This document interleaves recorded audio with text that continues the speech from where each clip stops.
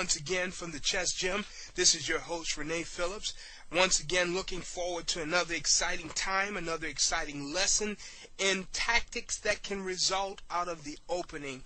Last week we talked about the London system, an opening I specialize in from a queen pawn opening, or queen pawn start.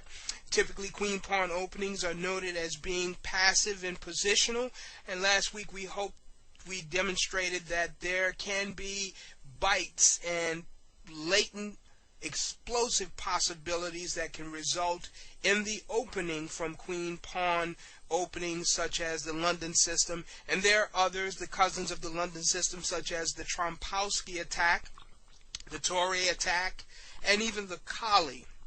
So tonight we want to show another example of a particular trap that can arise out of the London system. So without any further ado, we want to go ahead and get started, but I'd be remiss if I didn't thank all of the people who viewed the video last week, and thank you for all your great compliments and all your great comments. Hopefully we can continue to do this on a regular basis, and it will be a win-win situation for us all. I will have the privilege and the pleasure of passing on some knowledge and some information that has been crucial to my climb in the chess world, and hopefully you will benefit as much, if not more.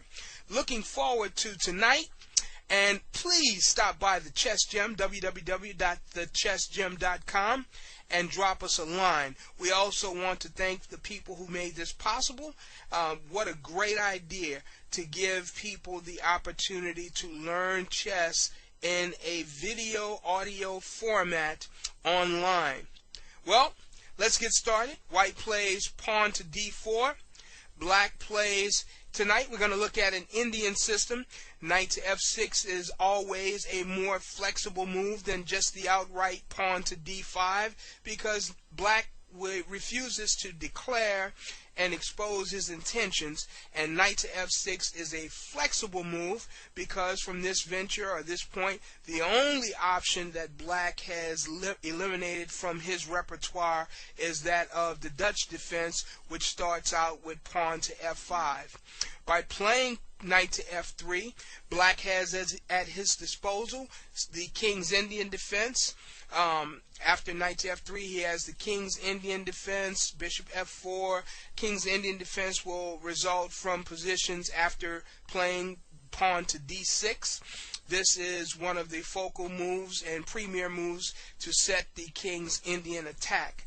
And naturally, also from this particular setup, black has the option of playing pawn to d5, which would result in a position that is a cousin of the King's Indian defense, known as the Grunfeld or Gruenfeld Indian. And here again, black has another option at his disposal. He can play c5, and the resulting positions would favor a Benoni Indian defense. Oh, we're not finished yet, folks. Black has yet another move at his disposal. The flexible knight to f6 will even allow him to play the double fianchetto, or positions akin to the Queen's Indian defense. Oh my. There are so many possibilities that can result from this particular opening after black plays knight to f6. One thing we want to emphasize is the fact that it is very important to disguise your intentions from your opponent as long as possible. The idea and the rationale behind this is, if I can disguise my intentions, possibly I can reach a setup that is familiar to me, foreign to my opponent, and it will be too late for him to do anything about it once I achieve my desired setup. And so here, remember we talked about last week in the London system, the book by Kovacevic. I think the title is Winning with the London System. He suggests on 2 playing bishop to f4, which is another flexible move. Here, bishop to f4 still reserves white the right and the option of playing knight to f3 at a later date. But here the bishop move is a little bit more flexible because at this point, black doesn't know if I'm going to play knight to f3 or play e3, and it's just a much more flexible move. Tonight we want to look at some of the Indian systems as we've already indicated. So the second move for black would be g6, which is the beginning of an Indian system. Now white would play e3, which is a very familiar move. White wants to control the e5 square. There are pawns hitting. The pawn is at d4 is controlling the e5 square, along with the bishop at e5 controlling the e5 square. Normally, black has the flexible option of playing pawn to d6 or bishop to g7 here. Tonight, we'll look at bishop to g7. I played this particular opening against GMs like Sergey Kudrin. That game is on the website. You'll look at www.thechessgym.com. I won a beautiful win against one of the top GMs in the U.S., Sergey Kudrin, by playing the London system. I also have a nice game against Grandmaster Gabriel Schwartzman that was published in Chess Life, who attempted to play the Dutch defense, which he is a specialist at. Fortunately for me, I happen to be a specialist in the London system. So let's go ahead on and finish and complete and look at the lesson for tonight. Right now, after e3, black can play the flexible d6 or knight to c6 or even castle here.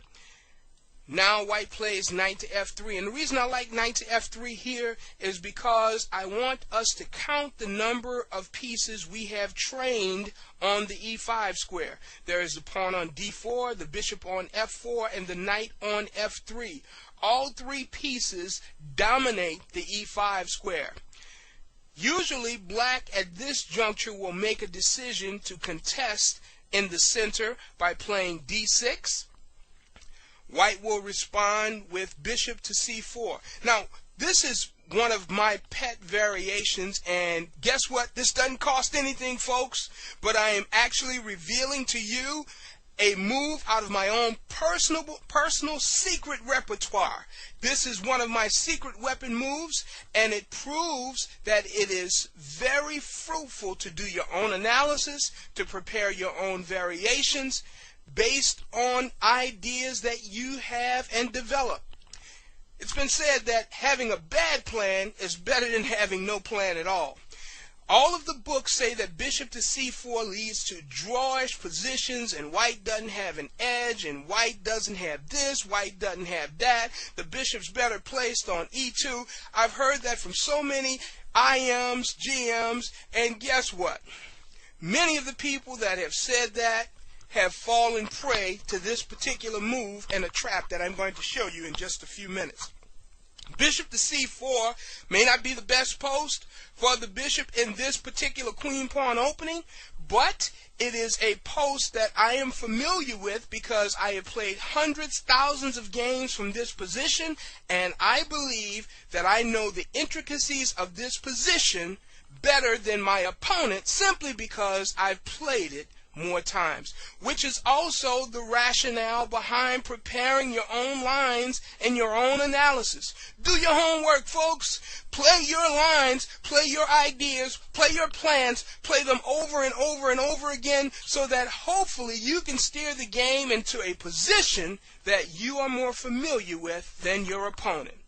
Now, I've had some GMs, I've had some IMs, I've had some FMs all argue about the potency of playing the bishop to e2 and how it doesn't look good. It gives the bishop at c4 gives black a target and all that other stuff, and yeah, that's cool.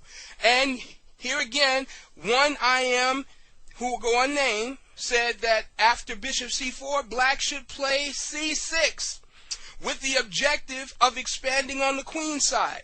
And I said, well, thank you for that note. Thank you for letting me know that that is one of black's intentions. So I will thwart black's objective of playing b5 and a5 and expanding on the queen side by playing this space gaining and obtaining a4. Now b5 has been shut down, and here we have a great opportunity. Now, typically, most aggressive players will play knight to h5 here and attempt to gain or obtain the bishop on f4. We're not worried about that. And now I've seen some players play a6 because they want to get b5 in so bad. Well, this particular move in this position is not the best because it allows the space gaining and space obtaining a5. Now we've shut down b5, and if black wants to proceed with b5, we'll take on b6 en passant. The queen takes, hey, we just bring the bishop back to b3, and we're cool, we're chilling, and we're okay. But the resulting position here, I think, gives white a small edge and a small plus. Listen, with white, we don't have to have an advantage. We don't have to obtain an advantage. Those advantages and the controlling and maintaining of those advantages means nothing in the final result of the game. Whether you have an advantage out of the opening, out of the middle game, out of the end game, is really irrelevant. You still have to play chess. So, having said that, here in this position, black castles. Now this is a very nice move and a very quiet move, but it has a dual purpose. Anytime you can play moves that accomplish more than one thing at one time, you want to add them to your repertoire. Here white plays h3, which is a dual purpose move, dual in the fact that it gives the bishop a luff square or a place to hide in view of the resulting or impending knight to h5. The second thing that h3 does is, even if black doesn't play knight to h5, h3 is a waiting move, and it prepares and gives the bishop a hiding square, a luff square, shelter, and it gives black the opportunity to make a mistake. Remember, you always want to play moves that disguise your intentions, number one, and two, we don't have to be definite with our moves and be predictable to the point to where we ease our opponent's reflection and study time as a result to the position. The obvious move in this position for most people, for white, would be to castle and speedily get our development, get our king to safety. After all, black's castled. What about being unpredictable and playing h3? Gives black something else to think about. And here, I've had several FMs, IMs, and GMs play here, knight at G, knight at B to D7. Now we play castle. Now, several times I played knight to C3, and in different variations, I've prolonged castling and played knight to c3 just to give some variety and to keep from being predictable. But in this position that we're looking at tonight, I played the castle, and now most King's Indian players realize that they will have to break on the center and play either e5 or c5. If black plays c5, then I'll naturally just bolster the center with c3, and upon the exchange in the center, I play after c5 takes d4, I play c3 takes d4, and guess what? There is a good reason for leaving the knight at home at b1, because now I have the option of developing the knight at either c3, its best post, an optimum post, or I can develop the knight to d2. But here again, I prefer knight to c3, which is the best square. But here, I wouldn't even play knight to c3 because this is the position that is tantamount to the trap that we want to show you. Usually, King's Indian, Benoni players, and all types of Indian players who are very aggressive and have aggressive taste. As soon as they see that you have played the London system, the Tory attack, the Kali system, or the Trompowsky, the first thing that enters their mind is, this guy is passive, he's afraid of me, and he wants to play something quiet and positional. I will blow them off the board. Well, a lot of people don't know this, but I am a 22-year police veteran. I am a former power lifter. I've bench pressed in the world championships 520 pounds. I was personal bodyguard for Steven Seagal, Sandra Bullock, Debbie Allen, Harry Connick Jr. And the thing that I've learned about lots of things is how to win. I've been a champion in several different venues, and while I've never been a GM, never been an IM or an FM, one thing I'm proud of, I can keep FMs off me. I can keep GMs off me. I can keep IMs off me. I don't have to be a bad dude as long as I can keep the bad dudes off me. Hello, and that's what we want to teach you here at the Chess Gym. We want to be able to teach you and arm you with the tools necessary to play great chess and to keep great players at bay. Without further ado, after black plays knight at b to d7, after we have played our bishop to c4 and after c5, well, c5 typically is one of the thrusts, but now, and if c5 is played, we'll bolster the center with c3, and again, upon exchanging d on d4, c5 takes d4, we have the option of playing either c3 takes d4 or e3 takes d4. I prefer c takes d4, giving us the option of playing the knight to c3. Well, for most Indian players who think now that you're afraid and you're scared, they play rook to e8 with the threat of playing e5. The only problem about playing rook to e8 in this position, it is ultra aggressive, it looks like a super powerful move, and it also gives black the impression, guess what, this guy wants a quiet game. We are going to roll him off the board, and we're going to start by counterattacking in the center. The only problem with rook to e8 is that it allows a very simple lightning bolt attack that totally thwarts black's intentions and wins the game. Can you see it? Do you see the most vulnerable square in black's camp? And the reason the f7 square is vulnerable is because it is the only square, whether it be f7 or f2, typically it is the weakest point on white's camp and black's camp, because those squares are protected by the king and the king alone. And so here, as a result of black's aggressive intentions, white plays the lightning bolt, bishop takes f7 check. Now naturally, if black ignores and plays king to f8 or plays king to h8, we just rip off the rook and we're up the exchange and a pawn, and of course e5 is just a bad idea, and black says, why did I think this guy or this young lady was a chump? I've been tricked into falling into one of their pet lines. Well, let's say if black takes the bishop, then we have the beautiful knight to g5 check. And guess what's getting ready to happen, folks? Wherever the king goes, well, we know the king can't go to f8 because of the nice surprise knight to e6. The knight kicks down the front door, accosts both the queen and the king. Also, if the king decides to go to g8, remember that a5 move? Not only did a5 gain space, but a5 took away the only remaining escape square at b6 for black's queen. Hence, knight to e6 wins the queen.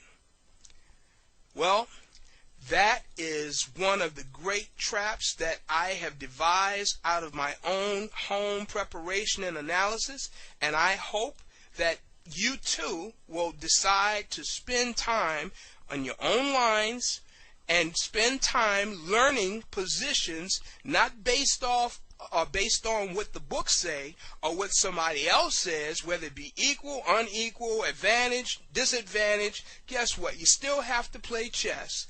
Play your own ideas, good or bad. Play your own maneuvers. Play them often. Play them regularly, and devise your own home lines. Let's look at a singular system, a singular line quickly that can result from the London system from the black side. White plays knight to f3. Remember this position. We play d5. They play g3. We play bishop to f5. Knights before bishops, I know, but in the London system, this is similar and akin to the position we achieve with the white pieces. But it has a mirror position with the black pieces. White plays bishop to g2. We play knight to f6. They castle. Looks like a King's Indian attack. Very good. We play e6. They play d3. And we're going into a standard position for the King's Indian attack. At this juncture, we play bishop to c5. Now everybody will say again, bishop on c5 is not the most active post for the bishop, and since the rook is still at home at f1, the bishop is better placed on e7. I've heard all of that. Yes, fine. Guess what? Appreciate it. Thank you. But I have my own home variation. The knight goes here to d2, and I've heard people say, well, you've just given the bishop you've just made the bishop a target at c5. Yes, okay, great. But I have my own home lines, my own analysis, my own ideas, and they work because I've seen the position more than my opponent has. Then here I hear people say, well, you know what? Now, look out because you've just made that bishop on c5 a target. Well, yes, we have made it a target, but we're luring white into a false sense of security.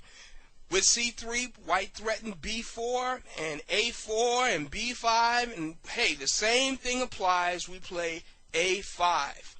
At this juncture, I've heard people say, well, you know what? We can still force b4. Yes, you can. And so we take the space obtaining, space gaining a4.